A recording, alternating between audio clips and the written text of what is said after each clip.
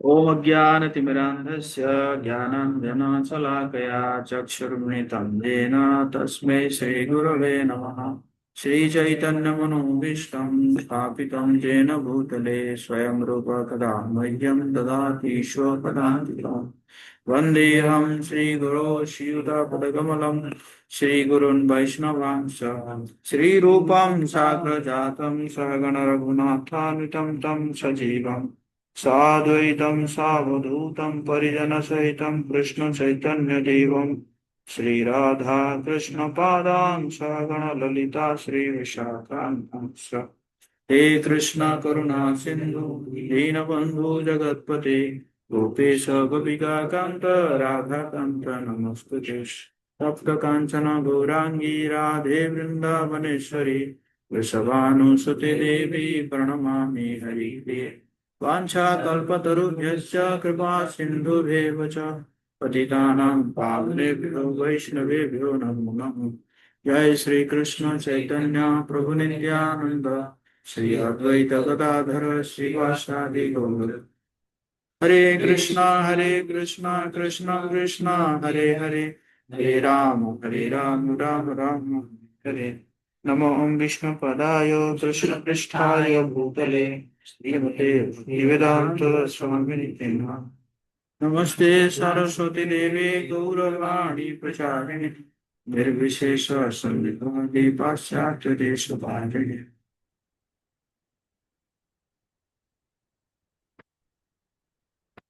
नारायणं नमस्कृत्य नरो चैवं नरोत्तमं देवीं सरस्वतीं व्यासं ततो जयमुदीरयत्नष्टप्रायेषु भद्रेषु नित्यं भागवत सेवया भगवती उत्तम श्लोके भक्तिर्भवति नैष्ठिकी। ओम नमो भगवते वासुदेवाय। ओम नमो भगवते वासुदेवाय। ओम नमो भगवते वासुदेवाय। ओम नमो भगवते श्रीमद् भागवतम चौथा स्कंद 29 अध्याय।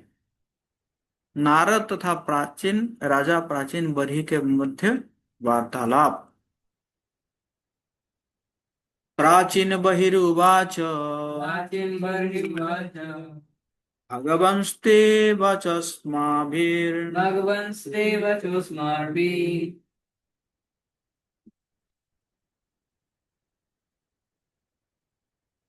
सम्यक् अवगम्यते कवयस्तद्विजानन्ति न वयं कर्म मोहिताः।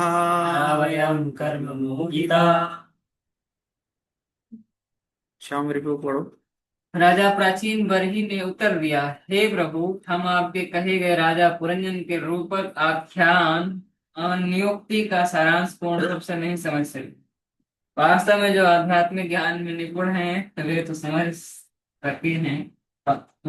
सकते हैं, किंतु हम जैसे सकाम कर्मों में अत्यधिक लिप्त लिप्त पुरुषों के लिए आपके आख्यान का तात्पर्य समझ पाना अत्यंत कठिन है। तात्पर्य श्रीमद भगवद गीता 7.13 में भगवान श्री कृष्ण कहते हैं, त्रिभिर्गुणमयैर्भावैरेति सर्वमिदं जगत् मोहितं नाभिजानाति मामेभ्यः परमव्ययम्। तीनों गुण सतो रजो तमो से मोहित यह सारा संसार मुझको नहीं जान पाता। मैं गुणों से ऊपर तथा अक्षय हूँ। सामान्यतः लोग प्रकृति के 3 गुणों से मोहग्रस्त हैं, इसलिए वे यह नहीं जान पाते कि इस दृश्य जगत में समस्त भौतिक कार्यकलापों के पीछे पूर्ण पुरुषोत्तम भगवान श्री कृष्ण है। सामान्य रूप से सब लोग जब लोग पाप या पुण्य कर्मों में प्रवृत्त रहते हैं तो उनकी भक्ति संबंधी ज्ञान पूर्ण नहीं। नारद मुनि ने राजा बहिष्मान से जो रूपक आख्यान कहा वह बुद्ध जीवों को भक्ति में प्रवृत्त करने के लिए विशेष रूप से कहा गया है। यह संपूर्ण आख्यान भक्त द्वारा सर्वदा समझ लिया जाता है, किंतु जो भक्ति के बजाय इंद्रिय तृप्ति में लगे रहते हैं वे इसे ठीक से नहीं समझ पाते। राजा बर्हिस्मान ने इसे स्वीकार किया। यह 29वां अध्याय बताता है कि स्त्रियों के प्रति अत्यधिक आसक्ति से मनुष्य अगले जन्म में स्त्री बनता है, किंतु मनुष्य भगवान या उसके प्रतिनिधि की संगति करता है और वह भौतिक आसक्ति से रहित होकर मुक्त हो जाता है।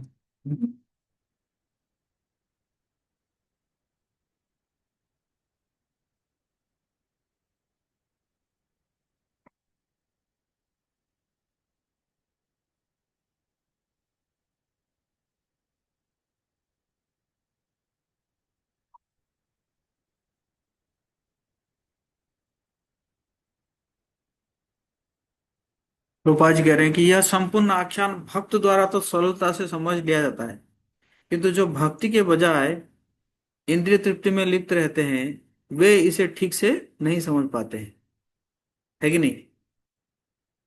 जैसे एक बार क्या हुआ था कि एक व्यक्ति जो है वो अपने व्यापार के प्रति बहुत आसक्त था। करते करते बूढ़ा हो गया, लेकिन एकदम सटा हुआ था, एकदम कहीं नहीं जाता था। मतलब व्यापार मतलब व्यापार है ना। तो तो उसका बेटा जो है परेशान हो गया कि तो ये क्या है, पिताजी एकदम बिजनेस में लगे रहते हैं, कहीं जाते ही नहीं है। तो बहुत मुश्किल से एक साधु बाबा को के साथ बात करके पिताजी को बोले कि पिताजी को बोले बोले कि पिताजी जो है आप जाइए, है ना, आप जाइए थोड़ा, क्या क्या समय सा व्यापार में लगे रहते हैं, तो जाइए ना। तो मन तो नहीं कर रहा था, लेकिन बेटा जब बोल रहा है तो गया, साधु के साथ गया। तो वो मतलब साधु उसको घुमा रहे हैं, लेकिन उसका मन ही नहीं लग रहा है, उसका मन कहाँ है, व्यापार में है, समझे ना। करते करते फाइनली उसको लेकर आए यहाँ पे वाराणसी में, जो मणिकर्णिका घाट में लेकर आए फाइनली। समझ गए ना, लेकर आए। तो वहां पे देखा, कम से कम शमशान में देखेंगे तो कम से कम वैराग्य आएगा। तो कुछ समय देखा उसने, इधर उधर देखा, देख के फिर रोने लगा, एकदम पपक पकड़ के रोने लगा। समझ ना, बहुत रोने लगा, बहुत रोने लगा। तो साधु का चलो चलो, कम से कम यहाँ पे आके क्या हुआ है, उसको वैराग्य हुआ है। तो आके साधु ने बोला, बोल रहा था ना मैं, इतना बोल रहा था, तभी ज्ञान नहीं आया था, अभी ज्ञान आया है, अभी ज्ञान आया आपको। बोला हाँ हाँ हाँ। तो क्या ज्ञान आया। बोला बेकार का व्यापार कर रहा था, लकड़ी का व्यापार में इतना फायदा है पता नहीं था। और बोला, बेकार मैं, ये लकड़ी में इतना फायदा है मुझे पता ही नहीं था। जीवन व्यर्थ हो गया, जीवन व्यर्थ हो गया। समझ गए ना?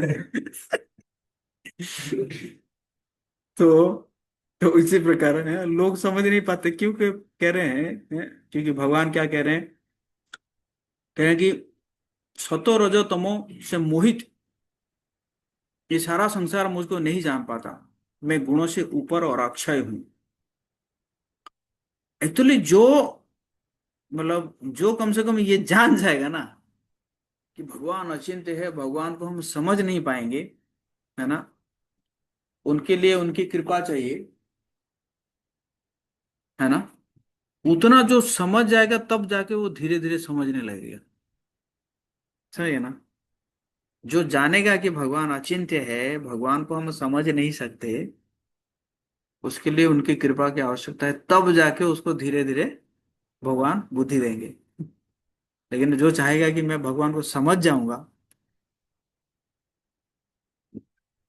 है ना, भगवान को तो उनके पार्षद भी समझ नहीं पाते, ब्रह्मा शिव, उनकी स्त्रियां, भगवान की पत्नियां भी समझ नहीं पाते।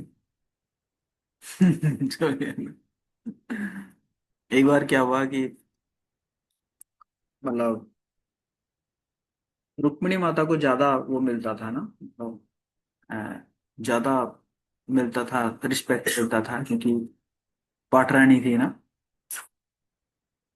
सत्यभामा जो है वो चाहती थी क्या, कि वो रिस्पेक्ट मतलब बोलेगा ना, क्योंकि मतलब कि भगवान हमेशा जो है, मतलब अ, लगभग उन्हीं के जैसा चलते हैं, मतलब रुक्मिणी के जैसा ही वो करते हैं ना, रुक्मिणी जैसे जैसे कहती है ऐसे ही करते हैं। तो सत्यभामा चाहती थी कि मेरे इशारे पर भगवान नाचे, समझिए ना। और तो इसीलिए तो ये पकड़े किनको, नारद मुनि को पकड़े, है ना, नारद मुनि को पकड़े, बोल के कहे कि ऐसा है ना, जो है मैं चाहती हूँ कि भगवान जो है, मतलब मेरे पति जो है मेरे इशारे पे नाचे हमेशा। तो तो बोले कि ठीक है, मैं एक वो करूंगा, जो है ना, पूजा अर्चना करूंगा। नारद मुनि भी जो है ना, मैं एक पूजा अर्चना करूंगा, और उस पूजा अर्चना में लेकिन क्या करना पड़ेगा, आपको कृष्ण को जो है मुझे बेचना पड़ेगा, है ना। कृष्ण को मुझे बेचना पड़ेगा, वो पूजा अर्चना में ऐसा है। तो सत्यभामा ने कहा ठीक है, मैं बेच दूंगी। कृष्ण को बेच या, तो बेच दिए, कृष्ण को बेच दिए। अब नारद मुनि क्या कर रहे हैं, कृष्ण को एज ए स्लेव बोला, ए झाड़ू लगाओ। भगवान झाड़ू लगा रहे हैं, मेरा कपड़ा साफ करो, कपड़ा साफ करो, समझ गए ना। खाना लगाओ, बर्तन धो, और कृष्ण वही कर रहे हैं। तो सत्यभामा जो है वो तो मतलब सहन नहीं कर पाई, यार क्या कर रही हूँ मैं, ऐसा मैंने, और तो बेच तो दी है। फिर आके कही नहीं नहीं मैं खरीदना चाहती हूँ। मैं खरीदना चाहती हूँ, मेरे से ये देखा नहीं जा रहा है ना, मैं खरीदना चाहती हूँ। तो नारद ने कहा ठीक है, एक साइड में बिठा दो और दूसरी साइड में मतलब स्वर्ण अलंकार रख दो, जितना वजन हो जाएगा उतना स्वर्ण अलंकार मुझे दे देना, फिर आप ले लेना, अपने पति को ले लेना। तो रख दिए उनको, किनको, भगवान जी को एक साइड में बिठा दिए। दूसरी साइड में सत्यभामा ने अपना जितना भी जेवर था सब कुछ लेके लाद दी, फिर भी टस से मस नहीं हो रहा है। वो आके जो है जो है ना, ये नारद में से पूछे कि कुछ तो उपाय है बताओ। ये तो कुछ नहीं हो रहा, वो तो भगवान तो बैठे हुए हैं, वो अलंकार जो है वो कितना अलंकार रख दिए। आप रानी का, उस समय रानी का क्या अलंकार हुआ होगा ना। तो ये हो ही नहीं रहा, क्या करे बताओ। फिर नारद में एक्चुअली सेटिंग तो बहुत दोनों का था, भगवान और नारद मुनि का दोनों का सेटिंग था, समझ ना। नारद मुनि का रुक्मिणी को बुला के लाओ, उसको बोलो वो उसका अगर रिंग रख देगी ना, उसको बोलो अपना अलंकार रखने के लिए। तो सत्यभामा आ गई रुक्मिणी के पास, रुक्मिणी आई, बस अपना रिंग रख दी, तुरंत क्या हो गया, बराबर हो गया। सो गया ना। तो सत्यभामा समझ गई कि, तो कहने का मतलब है भगवान की जो पत्नियां हैं वो भी समझ नहीं पाए, वो समझते समझते क्या है, ये तो मतलब ये जैसे ऑर्डिनरी पति है हमारे ना, है ना। रुक्मिणी को एक भगवान ने एक पारिजात दे दिए, पारिजात का फूल दे दिए, वो सत्यभामा रूठ गई। सब कुछ वो भी उन्हीं को देता हूँ, मुझे कुछ नहीं देते। सही है ना। तो फिर क्या हुआ कि भगवान ने कहा ठीक है, मैं तुम्हारे लिए जो है ना पेड़ लगा दूंगा, लगवा दूंगा पारिजात का, चलो स्वर्ग से लेकर आते हैं। चले गए स्वर्ग, स्वर्ग चले गए। इंद्रदेव ने कहा कि आपने ही नियम बनाया है कि पारिजात तो है स्वर्ग का है, वो मर्त्य में नहीं जा सकता, भूलोक में नहीं जा सकता। भगवान बोले अरे, मेरा मेरा भक्त है तो मेरा भक्त के लिए हमेशा भी नियम तोड़ सकता हूँ। हुआ युद्ध, इंद्र के साथ युद्ध हो गया। और भगवान हराए, और हरा के क्या किए, पूरा उखाड़ के ले आए पारिजात को, वहां से लेकर आके सत्यवान के बगीचा में लगा। समझे ना? तो कहने का मतलब है भगवान की जो है ना वो जो है, भगवान अचिंत्य है। वो समझने के लिए क्या चाहिए, कृपा है, कृपा चाहिए। फिर कह रहे हैं 29वां अध्याय बताता है कि स्त्रियों के प्रति अत्यधिक आसक्ति से मनुष्य अगले जन्म में क्या बनेगा, स्त्री बनेगा। किंतु जो मनुष्य भगवान या उनके प्रतिनिधि की संगति करता है वह समस्त भौतिक आसक्ति से रहित होकर मुक्त हो जाता है। तो इसलिए हमें ना स्त्रियों के आसक्ति से बचना है, बल्कि किन से आसक्त होना है, भगवान के भक्तों के प्रति, भगवान के शुद्ध भक्तों के प्रति आसक्ति रखनी। नारद उवाच पुरुषं पुरंजनं विद्यात् सम्पूर्णं विद्यात् यद्वेन आत्मनः पुरम् एकदद्वित्रि पादम् बहुपादम् अपादकम्। अजित प्रभु। नारद मुनि ने कहा, तुम जानो कि पुरानिया रूपी जीव अपने कर्म के अनुसार विभिन्न रूपों में देहांतर करता रहता है, जो एक दो तीन चार या अनेक पांव वाले या पांव विहीन हो सकते हैं। इन विभिन्न प्रकार के रूपों में देहांतर करने वाला जीव तथा कथित भोक्ता के रूप में पुरानिया कहा जाता है। और आत्मा एक रूप से दूसरे रूप में जिस प्रकार देहांतर करता है, इसका यह अत्यंत सुंदर वर्णन है। एक पाद से भूतों का बोध होता है, क्योंकि यह कहा जाता है कि वह एक पांव के बल चलते हैं। द्विपाद मनुष्य है। जब मनुष्य वृद्ध तथा अक्षम। अक्षम हो जाता है, तो वह त्रिपाद हो जाता है, क्योंकि वह डंडे या छड़ी के सहारे चलता है। किंतु चतुर्थ पाद पशुओं के लिए प्रयुक्त है। बहुपाद ऐसे प्राणी हैं जिनके चार से भी अधिक पांव होते हैं। चिंग चिंग चिंग चिंग। ऐसे अनेक कीड़े तथा जलचर होते हैं जिनके अनेक पांव होते हैं। आपादक शब्द का अर्थ है पांव भी, जो सर्पों के लिए प्रयुक्त है। उल्लंघन ऐसे व्यक्ति का सूचक है जो विभिन्न प्रकार के शरीरों को प्राप्त करके भोग करता है। भोग की उसकी यह प्रवृत्ति इस संसार में विभिन्न प्रकार के शरीरों द्वारा प्रदान की जाती है। हम्म। तो अब जो है नारद मुनि समझा रहे हैं कि देखो ये जो पुरंजन में बता रहा था ना, ये जीव केवल ये बता रहा था। जीव जो है मतलब 84 लाख योनि में भटकता रहता है। कभी एक पाद, दो पाद, तीन पाद, चार पाद, या बहुपाद, या अपाद, इसी प्रकार होता है। आगे क्या कह रहे हैं? या अविज्ञात आहृत तस्य पुरुषस्य सखेश्वरः यन्न विज्ञायते पुंभिन् नाम भीर्वा क्रिया गुणैः। रोहित प्रभु और थोड़ा आगे आ जाओ, हम लोग और थोड़ा आगे आ जाओ। रोहित प्रभु बोलो।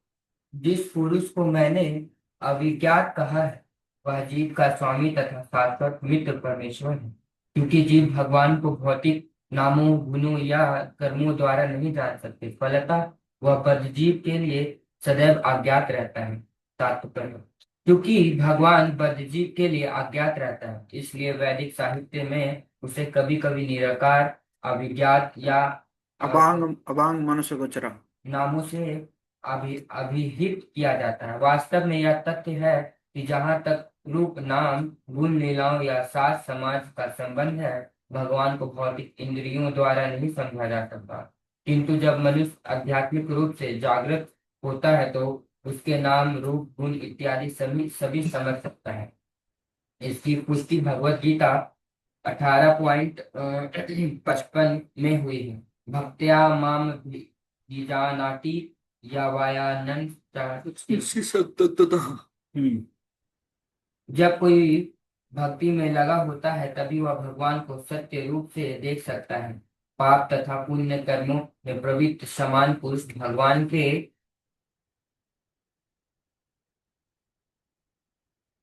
रूप, नाम तथा कर्मों को नहीं समझ सकते, किंतु भक्त भगवान को अनेक प्रकार से जान सकता है। उसे पता है कि भगवान श्री कृष्ण ही भगवान है। उनका पता गोलोक वृंदावन है और उनके सारे कार्य कल्प आध्यात्मिक है।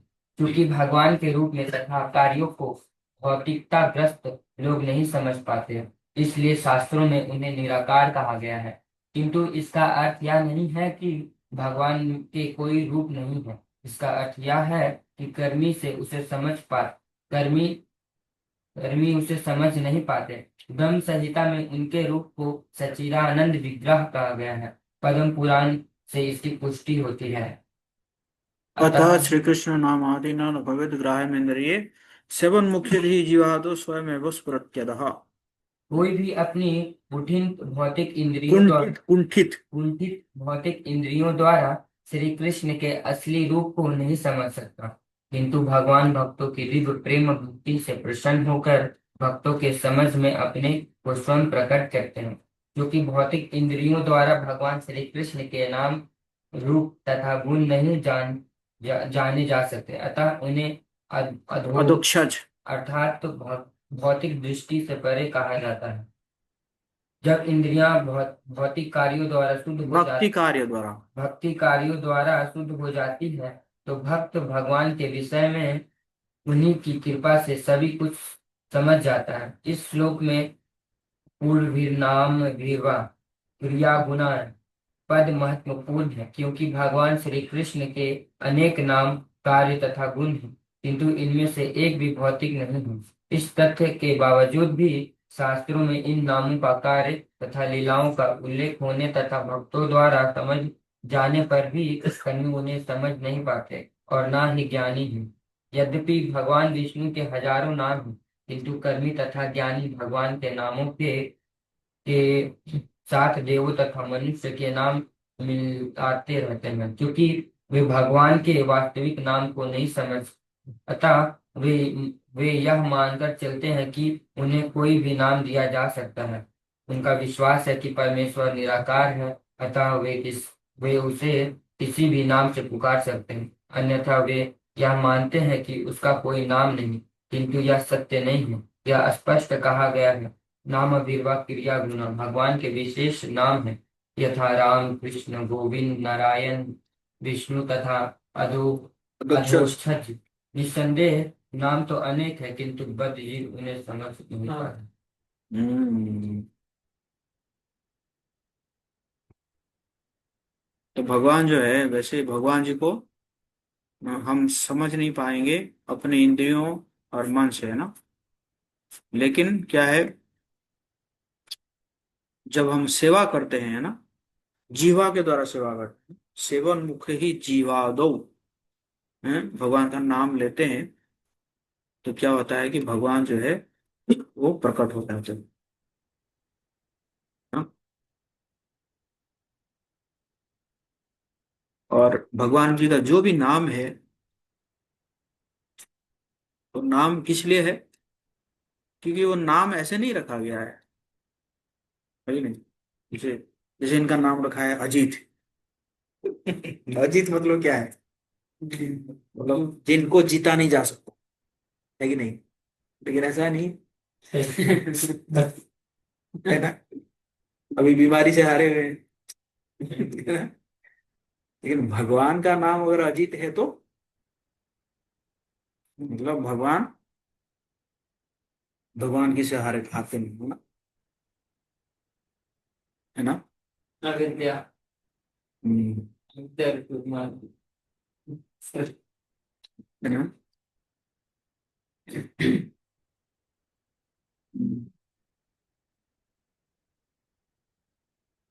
यदा जिघृक्षन् पुरुषः यदा जिघ्रेण बुद्धः कार्ष्णेर्न प्रकृते गुणान् निर्गुणः नवद्वारं दिहिस्थाङ्घ्रि नवद्वाराङ्घ्रि तत्रामनुत साध्वीति। तत्रागुते। पढ़ो श्यामरी। जब जीव समग्र रूप से प्रकृति के गुणों का भोग करने की इच्छा करता है, तो वह अपने शारीरिक गुणों में से उस शरीर को चुनता है जिसमें 9 द्वार, 2 हाथ तथा 2 पांव होते हैं। इस प्रकार यह मनुष्य या देवता बनना श्रेयस्कर मानता है। तात्पर्य इस बात की यहाँ पर उत्तम व्याख्या प्रस्तुत की गई है कि किस प्रकार भगवान श्री कृष्ण का अंश रूप आध्यात्मिक जीव अपनी इच्छा से भौतिक देह स्वीकार करता है। 2 हाथ, 2 पांव इत्यादि स्वीकार करके जीव प्रकृति के गुणों का भरपूर भोग करता है। भगवान श्री कृष्ण भगवद गीता 7.27 में कहते हैं, इच्छा द्वेष समुत्थेन द्वंद्व मोहेन भारत सर्वभूतानि सम्मोहं सर्गे यान्ति परन्तप। हे भरत अर्जुन, हे शत्रुओं के विजेता, सभी जीव मोहवश उत्पन्न हैं और इच्छा तथा घृणा से द्वंद्व द्वारा परास्त होते हैं। मूलतः जीव आध्यात्मिक प्राणी है, किंतु जब वह वास्तव में भौतिक जगत को भोग करना चाहता है तो वह नीचे उतरता है। इस श्लोक से पता चलता है कि जीव पहले मनुष्य शरीर धारण करता है, किंतु अपने अधम कार्यों के कारण वह धीरे धीरे निम्न योनि में पशु, वृक्ष, जलचर रूपों में गिरता रहता है। विकास की क्रमिक क्रिया से जीव को पुनः मनुष्य का शरीर प्राप्त होता है। उसे एक और अवसर दिया जाता है कि वह देहांतर चक्र से उबर सके, किंतु यदि वह अपने स्थिति को समझने का अवसर फिर हाथ से जाने देता है तो वह पुनः विभिन्न शरीरों में जन्म तथा मृत्यु के चक्र में पड़ जाता है। जीव इस भौतिक जगत में क्यों आना चाहता है, इसे समझना कठिन नहीं है। आर्य परिवार में जहाँ मांसाहार, मद्यपान, द्यूत, यौनाचार इत्यादि पर प्रतिबंध है, जन्म लेकर भी लोग इन वर्जित वस्तुओं का भोग करना चाहते हैं। कोई न कोई ऐसा मिल ही जाएगा जो अवैध यौनाचार के लिए वैश्या के यहाँ जाना चाहता है, जो या होटल में जाकर मांस खाना या मद्यपान करना चाहता है। कोई न कोई ऐसा मिल जाएगा जो रात्रि क्लबों में जाकर जुआ खेलना या ऐसी तथाकथित क्रियाओं का पसंद करता है। ये इच्छाएं जीवों के अंतःकरण में पहले से विद्यमान रहती हैं, किंतु कुछ जीव इन घृणित कार्यों को भोगने में लगे जाते हैं, फलतः वे गिर कर निम्न पद पर आ जाते हैं। जो जीव जितना ही पतित जीवन की अभिलाषा करता है वह उतना ही कुत्सित रूप धारण करके नीचे गिरता जाता है। यह देहांतर तथा विकास की प्रक्रिया कोई पशु विशेष किसी एक इंद्रिय सुख की प्रबल भावना से युक्त हो सकता है, किंतु मनुष्य तो सभी इंद्रियों का भोग कर सकता है। जब तक समुचित शिक्षा नहीं दी जाती वह प्रकृति गुणों का शिकार होता रहता है। इसकी पुष्टि भगवत गीता 3.27 में की गई है। प्रकृति क्रियमाणानि गुणैः कर्माणि सर्वशः अहंकार विमूढ़ात्मा कर्ता हन्ति मन्यते। मोहग्रस्त जीव प्रकृति के 3 गुणों के वशीभूत होकर अपने आप को उन कर्मों का कर्ता मान बैठता है, तो जो वास्तव में प्रकृति द्वारा संपन्न होते हैं। जैसे ही मनुष्य अपने इंद्रियों का भोग करना चाहता है वह अपने को प्रकृति के अधीन बना लेता है और स्वतः जन्म तथा मृत्यु के चक्र में आ पड़ता है। हम्म।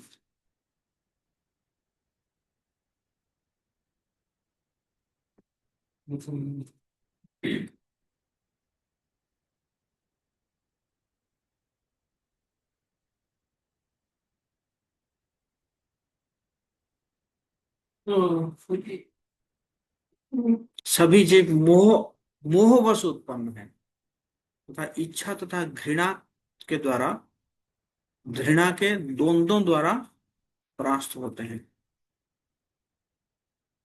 इच्छा द्वेष समुत्थेन। इसको कोट करके बोलते हैं प्रभु जी की जीव गोलोक में कैसे गिरा, गोलोक से इच्छा और द्वेष किया, गया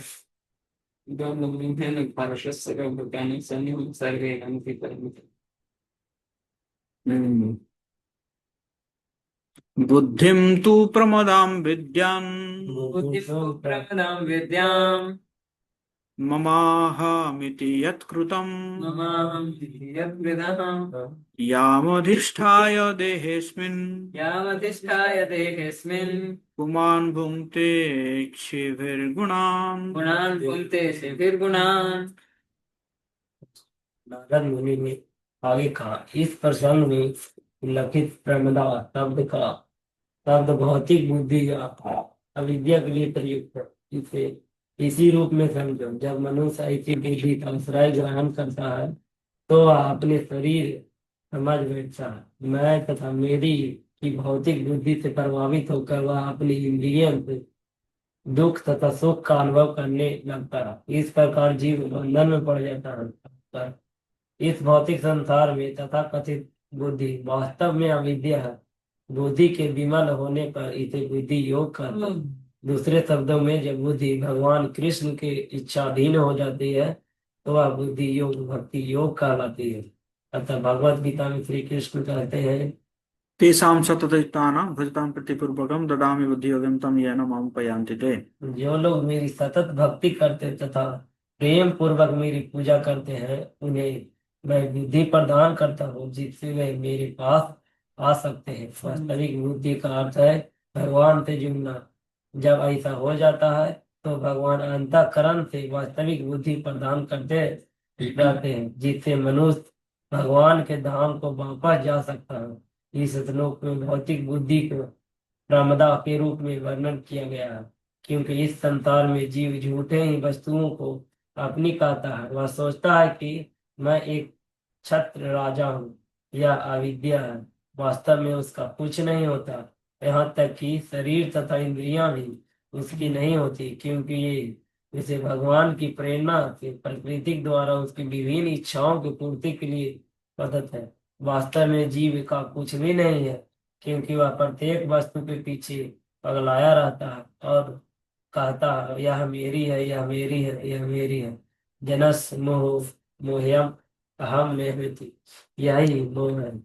जीव का कुछ भी नहीं है, किंतु वह हर वस्तु को अपनी बताता है।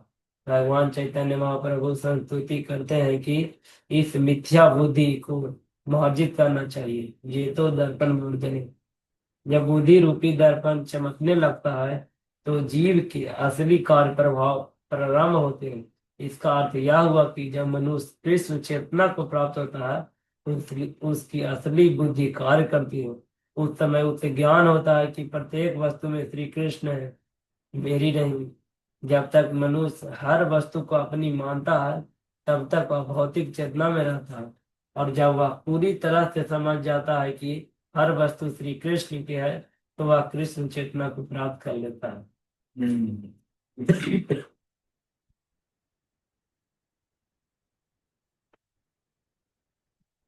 जो लोग मेरी सतत भक्ति करते और प्रेम पूर्वक मेरी पूजा करते हैं, उन्हें मैं बुद्धि प्रदान करता हूँ, है ना।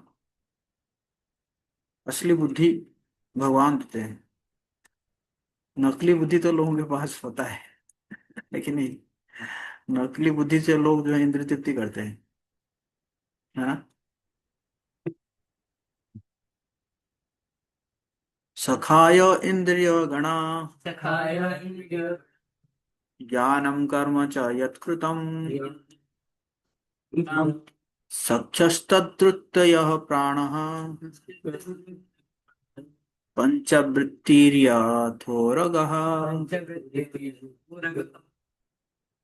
वही तो पांचों जन इंद्रियां तथा ज्ञान इंद्रियां। पांचों ज्ञान इंद्रियां तथा पांचों कर्म इंद्रियां पुरंजनी के नर मित्र हैं। जीव को इन इंद्रियों द्वारा ज्ञान प्राप्त करने तथा कार्य में प्रवृत्त होने में सहायता मिलती है। इंद्रियों के व्यापार उसकी सखियां हैं, और वह सर्प जिसे 5 फनों वाला बताया गया है, 5 प्रकार की क्रियाओं के भीतर कार्यशील प्राण वायु है। तात्पर्य, कृष्ण बहिर्मुख हम क्या भोग वांछा करे, निकष्ठा माया तारे जपटिया धरे। निकटस्थ माया। जापटिया धरे। भौतिक जगत को भोगने की इच्छा से जीव स्थूल तथा सूक्ष्म देह ओढ़े हुए रहता है। इस तरह उसे इंद्रियों को भोगने का अवसर प्रदान किया जाता है। अतः वह इंद्रियां भौतिक जगत को भोगने की साधन है। फलतः इंद्रियों को मित्र कहा गया है। कभी कभी अत्यधिक पाप कर्म करने से जीव को स्थूल शरीर नहीं मिल पाता, अतः वह सूक्ष्म रूप में मंडराता रहता है। यह प्रेत जीवन है। स्थूल शरीर ना प्राप्त कर पाने से वह सूक्ष्म शरीर से अनेक कष्ट प्रदान करता है। अतः जो लोग स्थूल शरीर में रह रहे हैं, उनके लिए भूत प्रेत की उपस्थिति अत्यंत भयावह है। भगवत गीता 15.10 में उल्लेख है। उत्क्रामन्तं स्थितं वापि भुञ्जानं वा गुणान्वितं विमूढानानुपश्यन्ति पश्यन्ति ज्ञानचक्षुषः। मूर्ख व्यक्ति ना तो यह समझ सकता है कि जीव अपने शरीर को कैसे छोड़ता है ना यही कि प्रकृति के गुणों के अधीन वह किस तरह से शरीर का भोग करता है। किंतु जिनकी आंखों को ज्ञान का प्रशिक्षण प्राप्त हो, वे यह सब देख सकते हैं। जीव प्राण वायु में समाहित है, जो संरक्षण के लिए विभिन्न प्रकार से संचरण के लिए, जो संचरण के लिए संचरण के लिए विभिन्न प्रकार से कार्य करती है। क्योंकि प्राण वायु प्राण अपान उदान व्यान तथा समान 5 प्रकार के कार्य करती है। अतः इसकी तुलना 5 फनों वाले सर्प से की गई है। कुंडलिनी चक्र से होकर आत्मा सर्प की भांति रेंगता है। प्राणवायु की तुलना उराग सर्प से की जाती है। पंचवृत्ति पांचों इंद्रियों विषयों रूप, स्वाद, ध्वनि, गंध एवं स्पर्श के द्वारा अपृष्ट इंद्रियों की तुष्टि की इच्छा है। हम्म,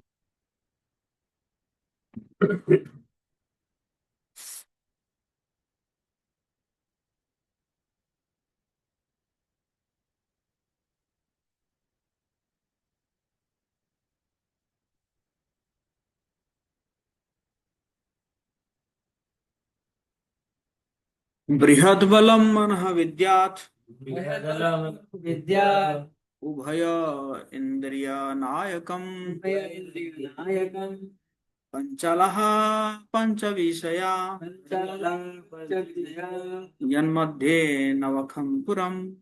तेन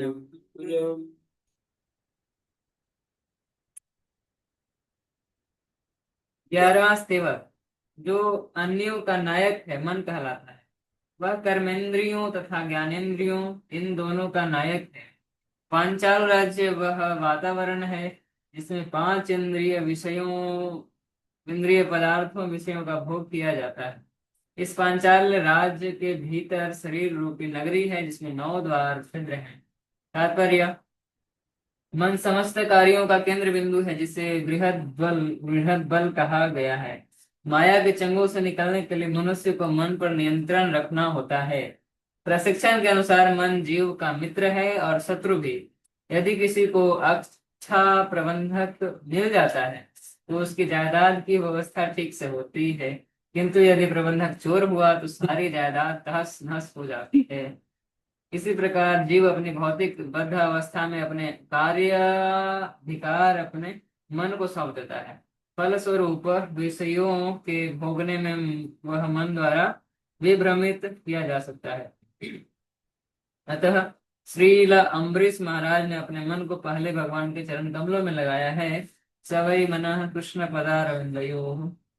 जब मन भगवान के चरण कमलों के ध्यान में संलग्न रहता है तो इंद्रियां वश में रहती हैं।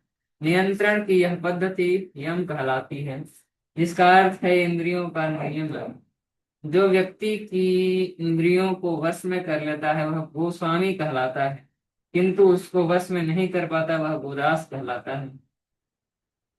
मन इंद्रियों के कार्यों का निर्देशन करता है जो विभिन्न छिद्रों द्वारा व्यक्त होते हैं। इसका वर्णन अगले श्लोक में हुआ।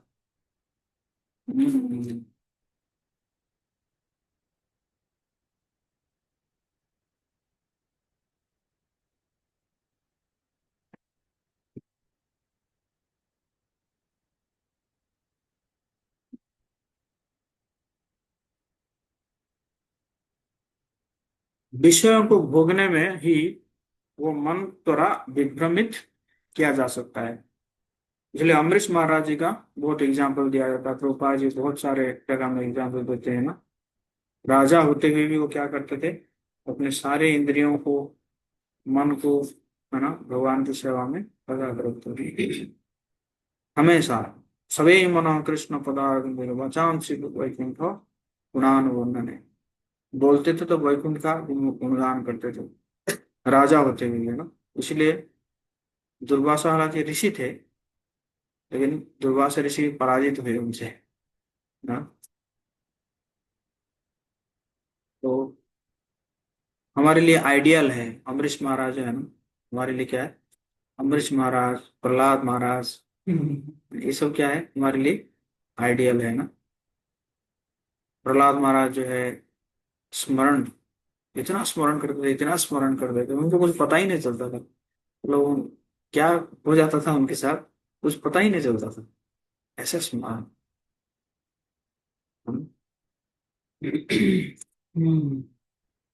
अक्षिणी नासिके कर्णो अक्षिणी नासिके कर्णो मुखम शिश्न गुदाविति मुखं कृष्णोदाविति द्वे द्वे द्वारो बहिर्हातै द्वैद्वैर्याति यस्ततीन्द्रिय संयुतः यस्तदिन्द्रिया संयुतः।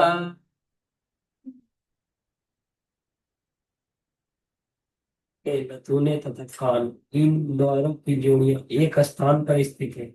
मुंह, शीर्ष तथा गुदा भी अन्य द्वार, इन 9 द्वारों वाले शरीर में स्थित होकर जीव ग्राहता भौतिक जगत में कार्य करता है और रूप तथा स्वाद जैसे इंद्रिय विषयों का भोग करता है। अर्थात अपनी आध्यात्मिक स्थिति से अवगत न रहते हुए जीव मन के द्वारा निर्देशित होकर इन 9 द्वारों से भौतिक वस्तुओं का भोग करने बाहर बाहर जाता है। इन भौतिक वस्तुओं के साथ अपनी दीर्घ संपर्क के कारण वह अपने वास्तविक आध्यात्मिक कार्यों को भूल जाता है और इस तरह दिग्भ्रमित हो जाता है। सारा संसार तथा कथित वैज्ञानिक वैज्ञानियों तथा विचारकों के नेतृत्व नेतृत्व में दिग्भ्रमित हो रहा है, जिन्हें आत्मा का कोई ज्ञान नहीं है। इस प्रकार बाद अधिकाधिक फंसता जाता है।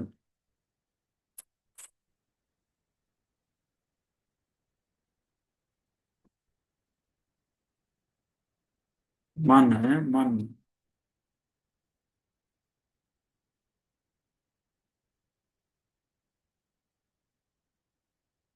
अक्षिणे नासिके आस्यम के आसम इति पंच पुरः कृतः इति पंच दक्षिणा दक्षिणः कर्ण दक्षिण उत्तराचोत्तरः स्मृतः उत्तरा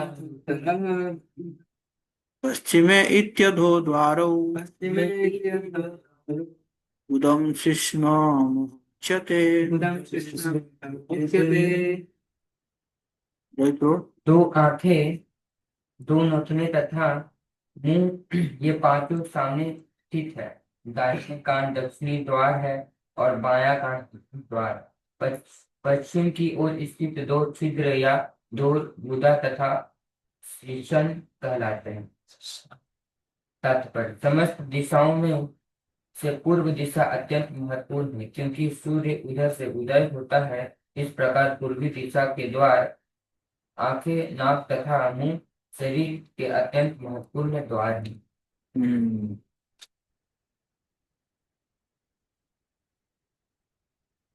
खद्योताविर्मुखे चात्र देवता नेत्र एकत्र निर्मिते निर्मिते रूपं विभ्राजितं ताभ्यां बीचष्टे चक्षुषेश्वरः। हद्यों तथा आविर्मुख के नाम से जिन 2 द्वारों का वर्णन किया गया है वे एक ही स्थान पर अगल बगल स्थित 2 नेत्र हैं। विभाजित नामक नगरी को रूप समझना चाहिए। इस प्रकार दोनों नेत्र सदैव विभिन्न प्रकार के रूपों को देखने में व्यस्त रहते हैं। तात्पर्य, दोनों नेत्र प्रकाश जैसे चमकीले पदार्थों से आकर्षित होते हैं। कभी कभी हम देखते हैं कि छोटे छोटे कीड़े अग्नि की प्रकाश से आकर्षित होकर उसमें प्रविष्ट हो जाते हैं। इसी प्रकार जीव के दोनों नेत्र चमकीले तथा सुंदर रूपों के प्रति आकृष्ट होते हैं। वे उनमें उसी प्रकार फंस जाते हैं जिस प्रकार अग्नि में आकर्षित होकर कीड़े।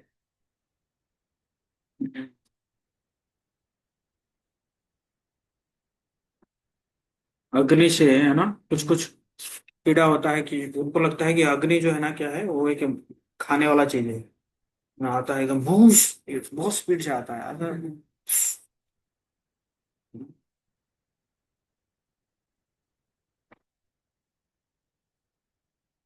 नलिनी नलिनी नासे गंधः सौरभोच्यते घ्राणा अवधूतः मुख्या आस्यं विपण वाक्रस्मिते।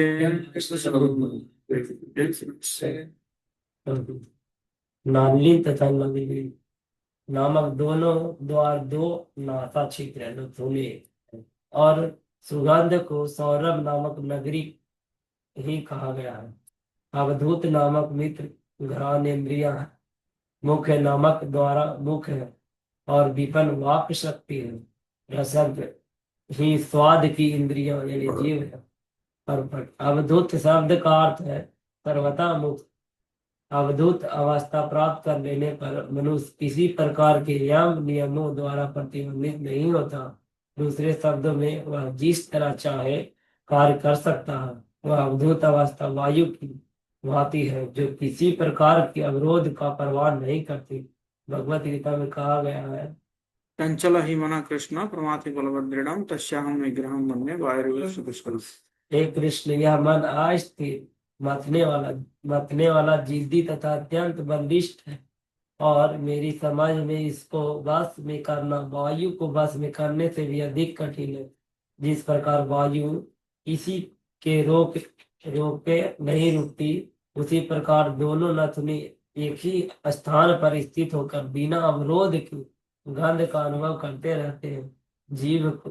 जीव के होने में मुंह सभी प्रकार के स्वादिष्ट व्यंजनों का निरंतर स्वाद लेता रहता है।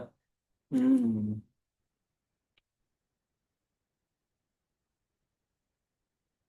जब महाप्रभु जो है गया से गए ना, जाने के बाद मतलब उनका बिहेवियर अजीब सा हो गया था, है? बड़बड़ाते रहते थे, है ना। कभी कभी तो जो पाखंड को मारने के लिए वो क्या बोलते हैं, छड़ी लेकर दौड़ते थे, डंडा लेकर दौड़ते थे पाखंडियों को मारने के लिए। पाखंडी सोचते थे कि आगे ये पागल हो गया है।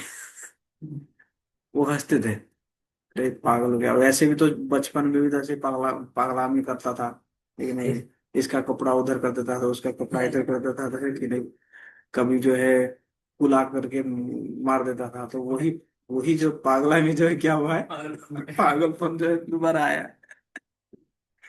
तो उसको कहते थे वायु रोग, कहते थे कि इसको वायु रोग हुआ है। महाप्रभु क्या बोलते थे, उनके माँ को बोलते थे, शशि माता को, कि इसको वायु रोग हुआ है ना, इसको ठीक कराना पड़ेगा। तो फिर जब वो आए, श्रीवास पंडित आए, श्रीवास पंडित जब देखे, बोले अरे ये वायु रोग तो मुझे भी चाहिए। वो समझ गए ना, बोले ये वायु रोग तो मुझे, हम लोगों को चाहिए ये वायु रोग। बोले कोई बात नहीं, आप जो है ना, आप हमारे घर में आओ, है ना, आप हम हमारे घर में आओ, वहीं पे रहो ना। तो फिर है, महाप्रभु गए श्रीवास पंडित के घर जाके, उनके से कीर्तन करे। वही वायु के बारे में यहाँ पे चर्चा हो रहा है। हम्म। आपण व्यवहारत्र आपनो व्यवहार चित्रमंधो बहुधनम चित्रमंदो बहुधनम पितृहृदक्षिणः कर्णा पितृदक्षिण उत्तरो देवहु स्मृतः। उत्तरदेवः आपण नामक नगरी जीव के बोलने के कार्य की सूचक है, और बहुधन तरह तरह के व्यंजनों का सूचक है। दायां कान पितृहु द्वार कहलाता है, और बायां कान देवहु द्वार कहलाता है। प्रवृत्तम च निवृत्तम च प्रवृत्तं च निवृत्तं च शास्त्रम पांचाल संगीतम वस्त्रं पितृयानम देवयानम पितृयानं श्रोत्राश्रुत धरात् प्रचेत। तुम पढ़ेगा रोहित को। नारद मुनि ने आगे कहा, दक्षिण दक्षिण पंचाल कही जाने वाली नगरी सकाम कर्म में भोग की विधि अर्थात प्रवृत्ति मार्ग को बताने वाले शास्त्रों की सूचक है। उत्तर पंचाल नामक अन्य नगरी निवृत्ति मार्ग सकाम कर्म को घटाने तथा ज्ञान को बढ़ाने वाला मार्ग है। बताने वाले शास्त्रों के लिए प्रयुक्त प्रयुक्त है। जीव को ज्ञान की प्राप्ति दो कानों द्वारा होती है, और कुछ लोग प्रीत लोक तथा कुछ देवलोक हो जाते हैं। यह सब दोनों कानों द्वारा स्वभाव होता है, संभव होता है। तात्पर्य, वेदों की श्रुति कहते हैं, और कानों के द्वारा उनसे प्राप्त ज्ञान श्रुतिधर कहलाता है। जैसा कि भगवत गीता में कहा गया है, मनुष्य श्रवण करने से देवलोक या प्रीत लोक यहाँ तक कि वैकुंठ लोक को जाते हैं। इन सब की व्याख्या पिछले अध्यायों में की जा चुकी हम्म। आसुरी में ड्रम अर्बाक आसुरी में ढक द्वाव्य वायः ग्रामीणं रतिः प्रति उपस्थो दुर्मदः प्रोक्तो उपस्थो निरुद्धि गुरुद्गदा उच्यते। श्यामरी।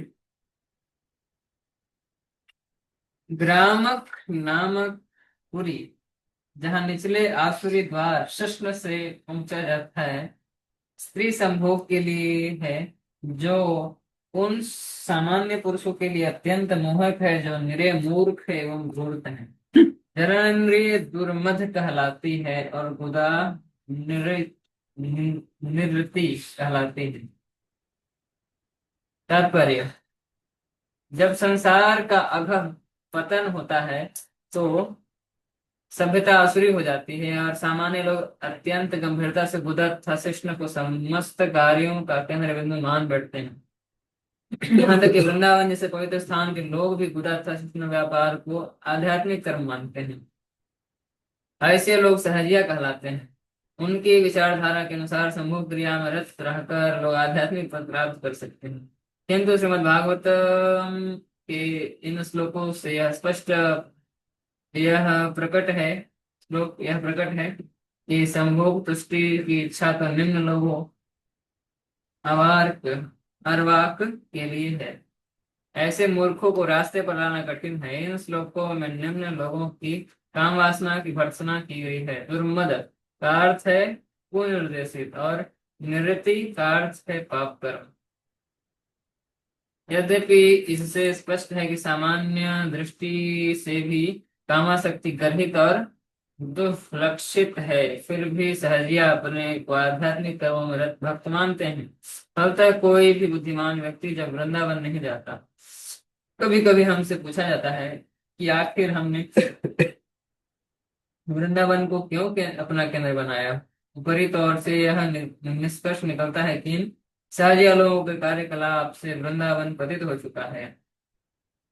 फिर भी आध्यात्मिक दृष्टि से वृंदावन ही ऐसा स्थान है जहाँ ये समस्त पापी पुरुष कुत्तों और बंदरों का जन्म लेकर उभरते हैं। वृंदावन की ऐसी योनि में रहकर अगले जन्म में ये आध्यात्मिक पद प्राप्त कर सकते हैं। हम्म।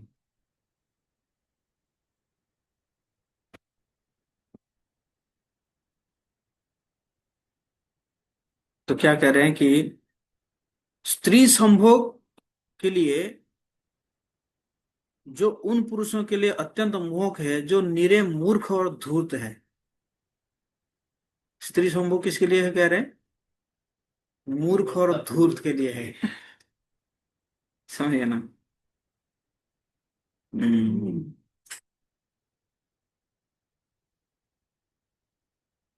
संभोग तुष्टि की इच्छा तो निम्न लोगों का और बाग के लिए है।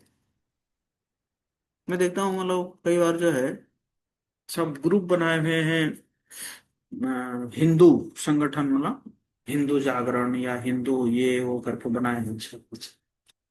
और उस ग्रुप में क्या आता है, कोई कहीं पे लड़की नाच रही है, समझे ना, कोई वो हो रहा है, वो सब ग्रुप में डालते रहते हैं। समझे ना? घुमा फिरा के, मतलब घुमा फिरा के आजकल क्या है ना, सब कुछ वही पे पहुंच गया है, सेक्स के। लोग मतलब लोगों का दिमाग इतना खराब हो गया है।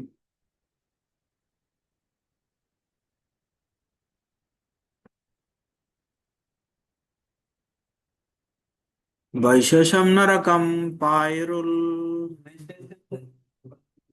दुग्धकः अंधौ तु मे शृणु हस्तपादौ पुमांस्थाभ्याम पादों को युक्त याति करोचि च। जब यह कहा जाता है रंजन वह सस्त जाता है, तो उसका अर्थ है कि वह नरक जाता है। उसके साथ निर्धक रहता है जो बुधा नामक कर्म इंद्रिय है। इसके पूर्व तो मैंने दो अंधे साथियों का भी उल्लेख किया था। इन्हें हाथ तथा पांव समझना चाहिए। जीव हाथ तथा पांव की सहायता से सभी प्रकार के कार्य करता है और इधर उधर जाता है। हम्म।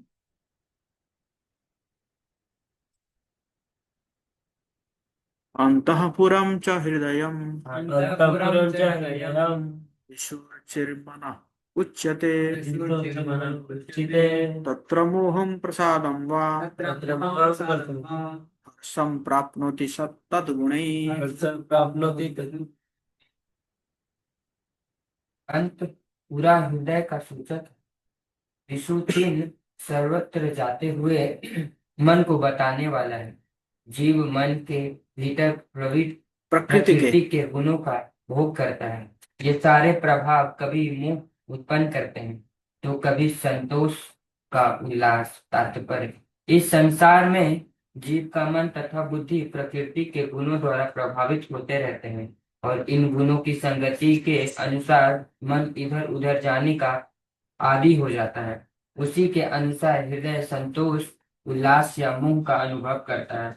वास्तव में जीव निष्क्रिय रहता है। निष्क्रिय रहता है। निष्क्रिय रहता है।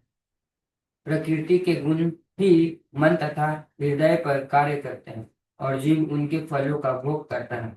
श्रीमद् भागवत 3.27 में स्पष्ट कहा गया है, ते प्रियमणि गुणे कर्मणि सर्वसा अहंकार विदाहुदुम विमूढ़ात्मा अहंकार विमूढ़ात्मा करता। हम इति मन्यते।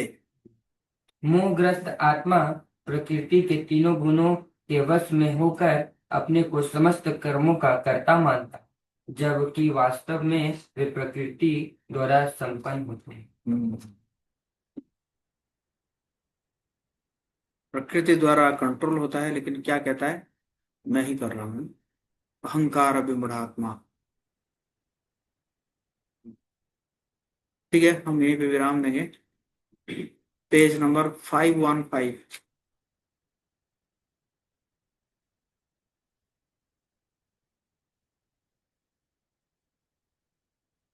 जगत गुरु श्लोकों का देखिए।